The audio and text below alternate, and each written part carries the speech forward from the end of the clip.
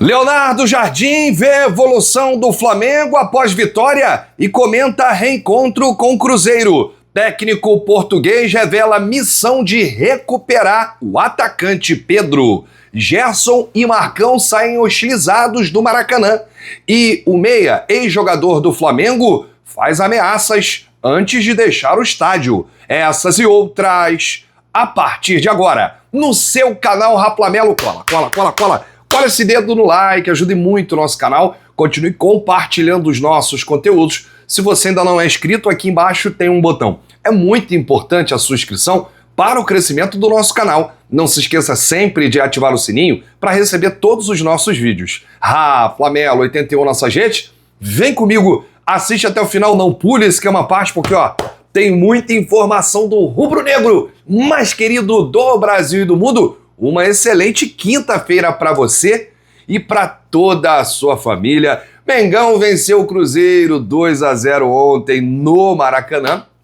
Começa aí a mostrar uma identidade do Leonardo Jardim. O time não fez questão de ter posse de bola, aliás, terminou a partida com 44% de posse de bola. A última vez que o Flamengo tinha feito menos de 45% de posse de bola em um jogo foi em 2024, na vitória sobre o Bahia por 2-1. Na ocasião, a posse de bola foi de 35%. Esse é o time do Leonardo Jardim, né? Aliás, o Cruzeiro do Jardim de 2025 não tinha muita posse de bola, mas era muito objetivo, era efetivo, era letal, como foi o Flamengo ontem. O Flamengo teve algumas oportunidades, mas foi lá e fez 2 gols e não tomou gol. Foi muito comemorado isso também, né? O sistema defensivo do Flamengo funcionou. Aliás, temos que elogiar aqui a grande partida de Lucas Paquetá e também do atacante Pedro. Independente do começo, né, muito ruim de 2026 e das várias falhas que o time cometeu recentemente, a postura do Flamengo, né, na final do Carioca e ontem deixaram satisfeitos, né? Eu gostei muito, sobretudo a postura de ontem, né, contra o Cruzeiro.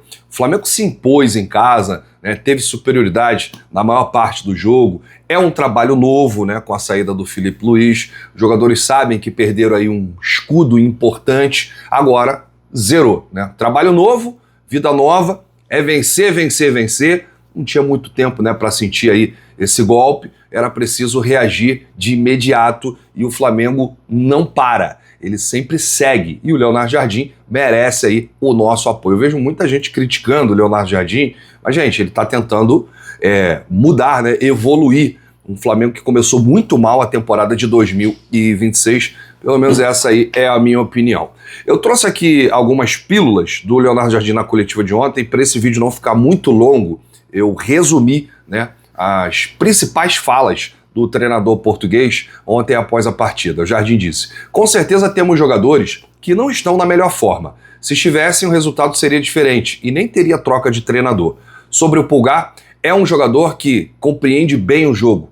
Pedi que ele fizesse outros movimentos que não estava fazendo, e isso mostra que ele tem uma inteligência acima da média. Estou muito satisfeito com ele. Essa fala aqui do Leonardo Jardim é importante. Minha prioridade é que o Flamengo jogue bem e ganhe. Esses jogadores têm uma capacidade de circulação de bola muito grande e estamos tentando colocar outras variáveis. Carregar no espaço, fazer alguns facões e aos poucos estamos fazendo. O Pulgar hoje transportou o jogo para o ataque várias vezes e queimou algumas linhas importantes. Eu gosto desses jogadores que conquistam o espaço com bola.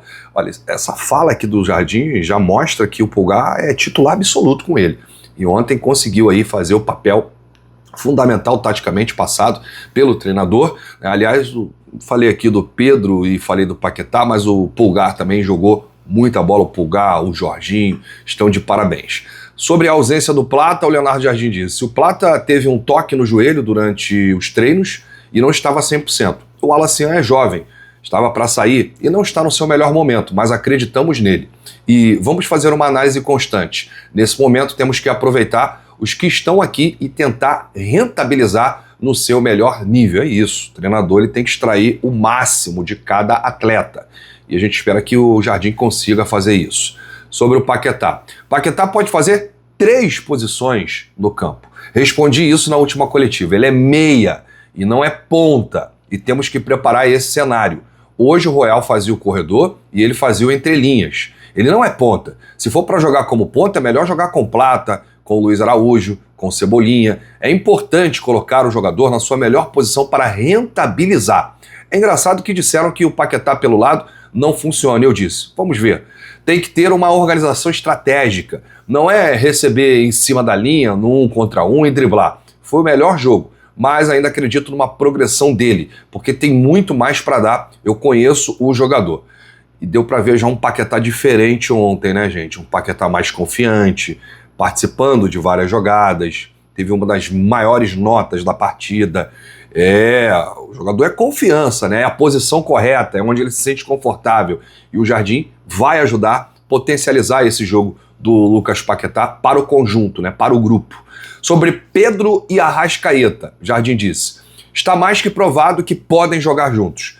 Tenho que os preservarem em algumas situações para não jogarem sempre. O Arrasca é um jogador com um talento enorme, mas não posso massacrar. Por isso vai ter jogos com menos tempo. Tá aí, olha aí o Jardim falando sobre a questão do Arrascaeta e do Pedro, né? Obviamente ele disse que podem jogar juntos, mas que não vai sacrificar o Arrascaeta, então um jogo ou outro ele pode ser banco. Sobre a base do Flamengo. Estaria mentindo se dissesse que viu jogos. Vi que alguns jogadores têm muita personalidade. O lateral direito, o zagueiro, tiveram no profissional no ano passado, o ponta, o miúdo que fez um golaço, né? E sobre Pedro na Copa? Não gosto de falar sobre o trabalho de um colega, ainda mais com o currículo que o Ancelotti tem. Mas todos os jogadores que jogam no Flamengo são opções para as suas seleções. Jogar no Flamengo é um status de estar próximo da convocação.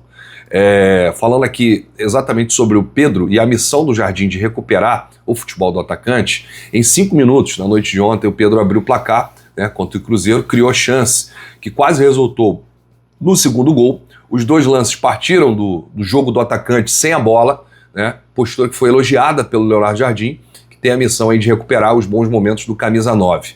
Jardim disse, conversa foi muito simples e direta com o Pedro. É um dos melhores atacantes do futebol brasileiro e tem mostrado isso ao longo dos anos. Existem as duas faces do jogo, com a bola e sem a bola. E ele tem mostrado que pode ser competente.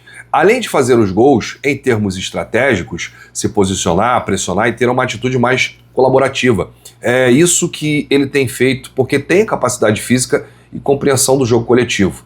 Ele não está me surpreendendo, né? Porque eu acreditava desde o início que conseguiríamos colocar um Pedro ofensivamente, mas também com uma função defensiva, que todos os jogadores têm que ter. Destacou aí o Leonardo Jardim. Motivado para esse início do Leonardo Jardim, aí o Pedro declarou o seguinte, né, quando ele foi perguntado sobre esses dois jogos, algumas atividades com o treinador português, ele disse, motivado para esse início do Leonardo Jardim, sabemos que toda mudança requer tempo para acostumar, adaptar, mas tem sido bem rápido, ele tem conseguido passar muito bem para a gente o que ele quer dentro de campo, temos visto isso nos jogos, nos entendendo muito bem. Para mim, tem sido muito bom esse início e espero que continue assim com gols e vitórias, que é o que a gente esperava. Pedro, inclusive, falou sobre a possibilidade de ser convocado pelo Ancelotti, né, na Copa do Mundo. Diz que todo jogador tem esse sonho, com ele não é diferente, ele vai trabalhar para isso. Já dá para ver uma nova postura do Pedro em campo, né, com o Leonardo Jardim. Cada jogador ele reage de um jeito, ele atua de um jeito, né, conforme vai mudando aí o comando técnico. A gente espera que o Pedro continue nessa evolução incrível, o mais próximo do que a gente conhece dele, né, que é um atacante muito bom, dos melhores atacantes do futebol brasileiro. Bom, vamos falar aqui do assunto Gerson, né, que viralizou, mas antes eu quero lembrar que aqui embaixo tá passando os produtos do Shopping do Rafla. Para você adquirir é muito fácil, é só você clicar aqui, pá, escolhe o seu produto, né? E duas coisas acontecem quando você compra aqui no Shopping do Rafla. A primeira é que você ajuda o Flamengo diretamente, porque são produtos licenciados do clube, e a segunda é você dá uma moral aqui pro canal, porque somos licenciados e não tem só produto do Flamengo não. Tem qualquer produto que você deseja, entrega em todo o Brasil, é só clicar aqui no Shopping do Rafla. Se dentro de campo Gerson sentiu toda a mágoa da torcida do Flamengo ao ser vaiado a cada vez que tocava na bola, na partida de ontem, fora das 4 linhas, quem pagou o pato foi o seu pai e o seu empresário Marcão. Presente no setor nobre do estádio ali, Maracanã Mais é um chamado setor VIP, né? Você paga um valor mais caro, né? e você tem comes e bebes ali à vontade, é um setor logo no meio do Maracanã. E aí a confusão aconteceu no intervalo do jogo, quando o Flamengo vencia por 1-0, Marcão surgiu do lado externo, quando notaram a presença do pai do volante, torcedores rubro-negros xingaram e arremessaram cervejas em Marcão, que deixou o setor com o apoio da polícia e foi encaminhado para o camarote do Cruzeiro.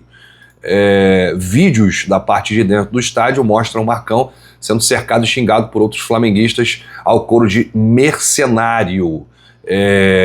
Após a partida, Marcão mostrou revelar a situação e negar mágoa com a torcida do Flamengo e disse: a turma ficou um pouco nervosa, mas está tranquilo, não tem ressentimento nenhum, respira que é de graça, porque a vida não tem replay. Aquelas frases de efeito do atleta Marcão, né?